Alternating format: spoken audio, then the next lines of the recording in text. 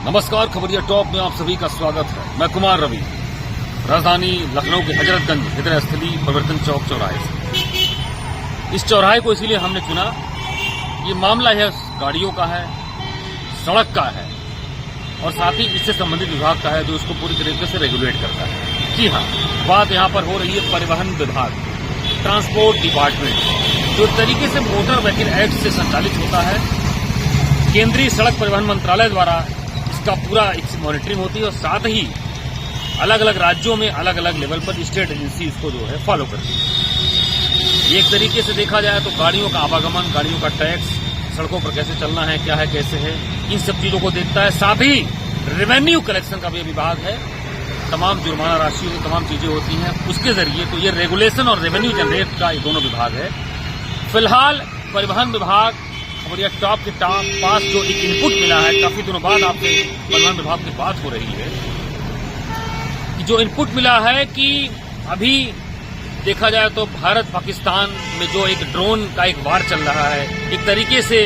अभी human intervene वहां पर नहीं किसी प्रकार का है, टेक्नोलॉजिकल वार हो रहा है। तमाम ऐसे वेपन्स दोनों तरफ चल रहे हैं, तमाम उसको लेकर सोशल मीडिया पर गाहे बगाहे कुछ फेक खबरें भी चल रही हैं, जिसको लेकर बराबर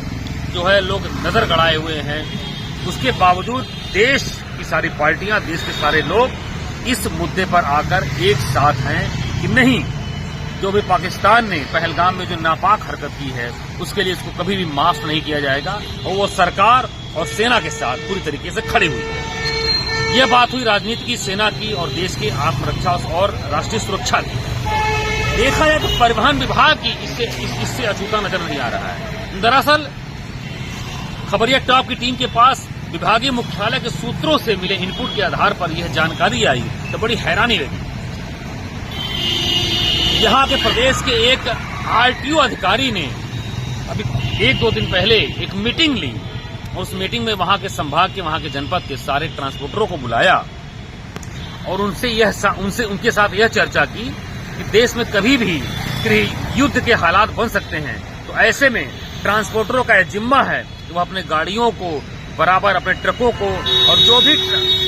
परिवहन के साधन जो हैं, गुड्स ट्रांसपोर्टेशन के जो साधन हैं, उसको मुस्तैदी रखें। और साथ ही ऐसे में जब कोई युद्ध होता है या ऐसी कोई आकस्मिक स्थिति होती है तो देखने में यह आता है सबसे बड़ा फर्क जो है वह दैनिक वस्तुओं के परिवहन साधन पर पड़ता है। और ऐसे में जमाखोर, मुनाफाखोर इस ऐसी परिस्थितियों का बेजा लाभ आम नागरिकों से उठाते हैं। फिलहाल अभी देश जैसा कि इनपुट आ रहा है ऐसा कोई भी हालात नजर नहीं आ रहा है, लेकिन परिवहन विभाग के उस अमुक आरटीओ अधिकारी के पास ये कैसा इनपुट आ गया कि उन्होंने ट्रांसपोर्टरों को 1-2 टुक में यह कह दिया कि जमाखोरी बढ़ सकती है, युद्ध के हालात बन रहे हैं, तो आप अलर्ट रहिए और ऐसे में बने रहिए। वहीं जब इस बात की जानकारी विभागीय मुख्यालय को पहुंची तो वह हैरान रह गया और उनसे जवाब तलब भी किया गया है मौखिक रूप से कि आखिर में उनको किसने यह अधिकार दिया इस तरीके से कोई इनपुट देने के लिए, वह भी सीधे तौर पर राष्ट्रीय सुरक्षा से और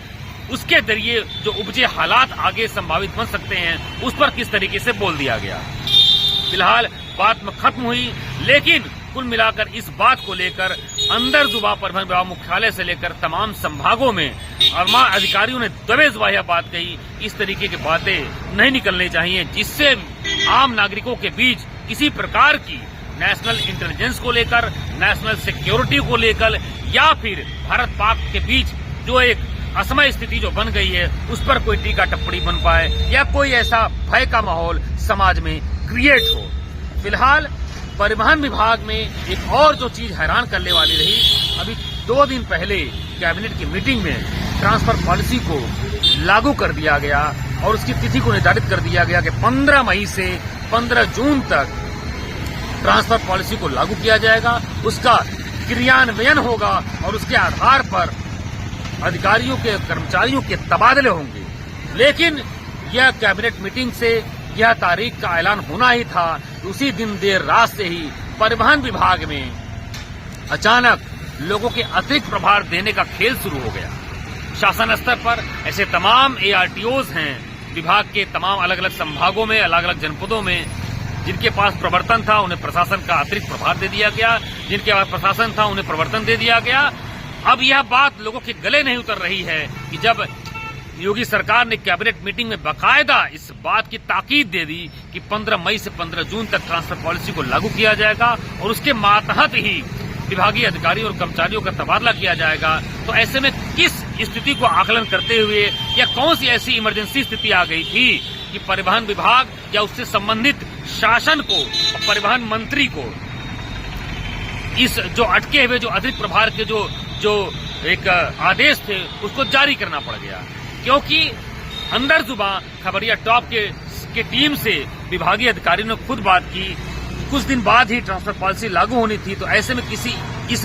बात का कोई औचित्य नहीं बनता कि किसी को अतिरिक्त प्रभार देने का काम किया जाए, क्योंकि जब ट्रांसफर होंगे तो उनके मूल पदों को और उनके अतिरिक्त प्रभार को हर तरीके से आकलन किया जाएगा और इसका कोई भी आधार नहीं बनता कि किसी को अतिरिक्त प्रभार दिया जाए कि कोई जौनपुर में तैनाती है और वह गाजीपुर में वहां पर चीजों को देख रहा है, तो यह बात केवल ARTO, RI और तमाम ऐसे अधिकारियों पर लागू होती है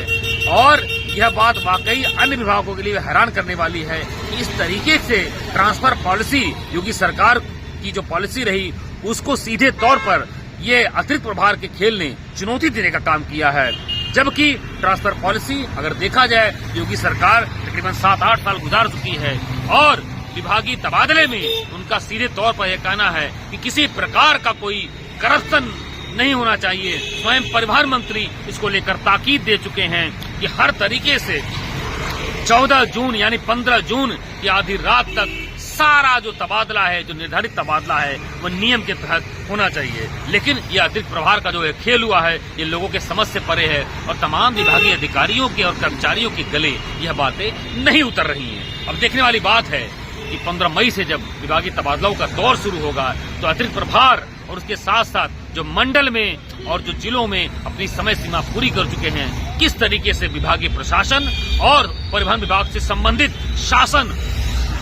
इन लोगों को सेट बैक करता है, ये देखने वाली बात होगी। खबरिया टॉप की टीम के साथ बने रहिए। मैं कुमार रवि।